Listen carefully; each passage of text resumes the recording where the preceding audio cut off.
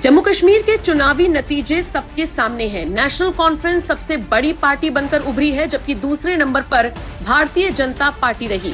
हालांकि आपको बताते चलें, बीजेपी का जम्मू कश्मीर में ये अब तक का सबसे बेहतरीन प्रदर्शन है।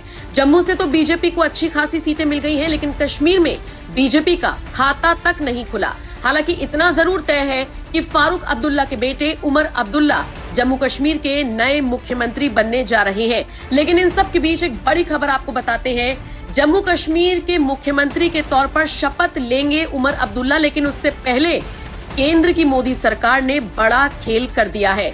जी हां, चुनावों के नतीजों से पहले ही एक मास्टर स्ट्रोक केंद्र सरकार की तरफ से जम्मू कश्मीर में चला गया था और उसके तहत उप राज्यपाल की शक्तियों को बहुत हद तक बढ़ा दिया गया है। आसान शब्दों में इसे ऐसे समझिए, जितनी पावर किसी एलजी के पास नहीं है, उससे कहीं ज्यादा पावर मनोज सिन्हा के पास होगी। एक तरफ दिल्ली के मुख्यमंत्री अरविंद केजरीवाल हर बात का ठीकरा विनय सक्सेना पर फोड़ते हुए नजर आते हैं, उपराज्यपाल पर फोड़ते हुए नजर आते हैं, तो वहीं उमर अब्दुल्ला ये सारी चीजें करने के बजाय साथ में मिलकर काम करना चाहते हैं। शायद इसीलिए उन्होंने 370 पर भी सरकार के साथ काम करने का ऐलान कर दिया है।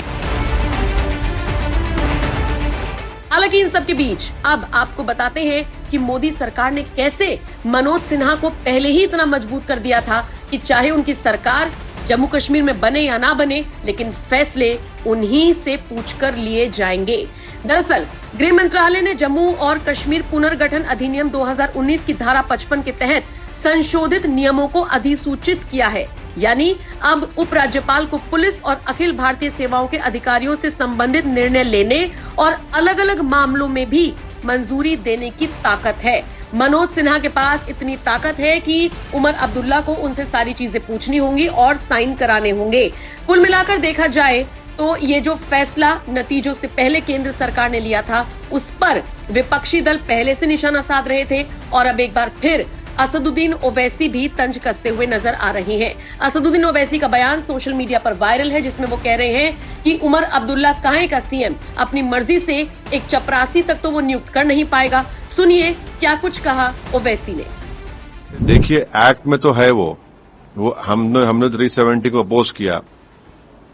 उसूलन अखलाकन कॉन्स्टिट्यूशनल प्रोप्राइटी डिमांड करती है कि जो भी सीएम होगा उसके ओपिनियन से, उनकी रजामंदी से आप अपॉइंटमेंट करिए।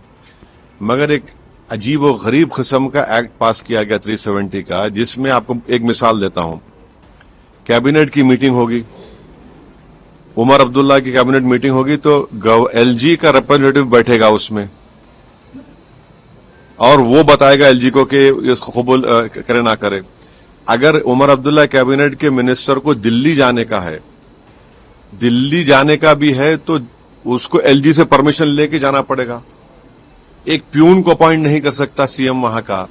मैं तो पूरे एक्ट को ही गलत मानता हूं, इसीलिए मैंने पार्लियामेंट में उसका खुलकर हमने उसका अपोज किया था कि क्या सीएम होगा उमर अब्दुल्ला, बताइए भाई। उसकी कैबिनेट में एलजी का रिप्रेजेंटेटिव बैठेगा और वो बैठकर रिपोर्ट करेगा कि जो डिसीजन एक्सेप्ट करे ना करे। अगर उमर अब्दुल्ला अपनी मंत्रियों को लेकर दिल्ली आना चाह रहे तो प्लेन में बैठ के ऐसा नहीं आ सकते, उनको एलजी से परमिशन लेके आना पड़ेगा। एक प्यून को अपॉइंट नहीं कर पाएंगे, तो पूरा पावर तो एलजी के पास ही है। अब देखिए, ये तो बड़ी यानी गलत बात है ना। ये तो इलेक्टेड जनता वोट डाल रही है और पूरे इख्तियारात एलजी को दे रहे हैं आप। ये कैसे होगा बताइए।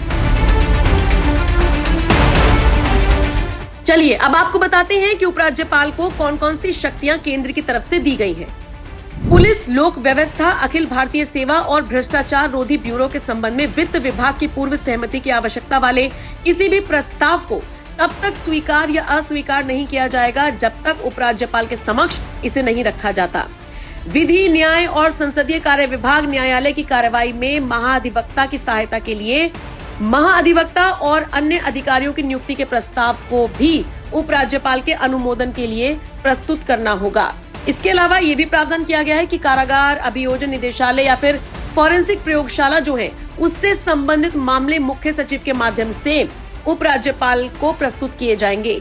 इसके अलावा ट्रांसफर या फिर अखिल भारतीय सेवाओं के अधिकारियों के पदों से संबंधित कोई भी मामला हो वो भी उपराज्यपाल के पास पहले भेजा जाएगा। समझ सकते हैं आप किस तरीके से पावर बढ़ाई गई है उपराज्यपाल की, जो ये बताता है कि जम्मू कश्मीर में बीजेपी की सरकार बनी या नहीं बनी, लेकिन पावर उपराज्यपाल मनोज सिन्हा के हाथ में ही होगी। आप इस खबर को किस तरह से देखते हैं, कमेंट करके अपनी राय जरूर दें।